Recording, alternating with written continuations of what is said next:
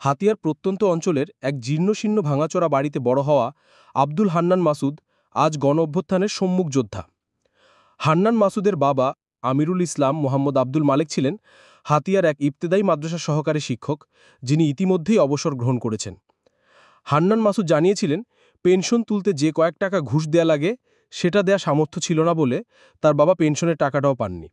তাদের এক ভাঙাচোরা ঘরে বর্ষাকালেও পানি পড়ে, তবে সেই টিনের ঘরের পাশে এখন দালান করছেন হান্নান মাসুদের বাবা আব্দুল মালেক।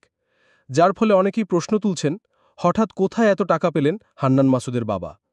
তাহলে কি এনসিপির গুরুত্বপূর্ণ এই নেতাই তার বাবাকে টাকা জোগাড় করে দিচ্ছেন? এমন প্রশ্ন করছেন অনেক সমালোচনাকারী। খোঁজ নিয়ে জানা যায়, মাসখানেক আগে পেনশনের টাকা হাতে পান আব্দুল মালেক। এরপরেই তিনি নতুন বাড়ি করার কাজে হাত দেন। এ ব্যাপারে ঢাকা পোস্ট চ্যানেলকে দেয়া এক সাক্ষাৎকার আব্দুল মালেক জানান, তিনি প্রায় ৮-৯ বছর ধরেই বাড়ি নির্মাণের পরিকল্পনা করছেন। সম্প্রতি পেনশনের একটা অংশের টাকা পাওয়ার পরেই শুরু করেছেন বাড়ির কাজ। অনেকে আব্দুল মালেককে জিজ্ঞাসা করেন, ঘরের কাজের জন্য টাকা হান্নান মাসুদ দেয় কিনা। এসব প্রশ্নে বিব্রত এই মানুষটি বলেন, আব্দুল হান্নান মাসুদ তো এখনও ছাত্র, সে কিভাবে আমাকে টাকা পয়সা দেবে? সে এখনও পড়াশোনার মধ্যেই আছে। এই লেখাপড়ার মধ্য দিয়েই মহান আল্লাহ তাআলা অতর্কিতভাবে তাকেই পর্যায়ে নিয়ে এসেছে। বর্তমানে সে নতুন রাজনৈতিক দল গঠন করেছে, এখন সেটা নিয়েই ব্যস্ত। আমাকে দেওয়ার মতো কোনো অর্থ আমি তার কাছে দেখি না, এবং তার কাছে টাকা চাইও না।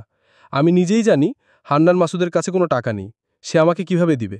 আমার যা আছে তা দিয়েই চেষ্টা করে যাচ্ছি। আল্লাহর রহমতে আমি কাজটা শেষ করতে পারবো বলে আশাবাদী।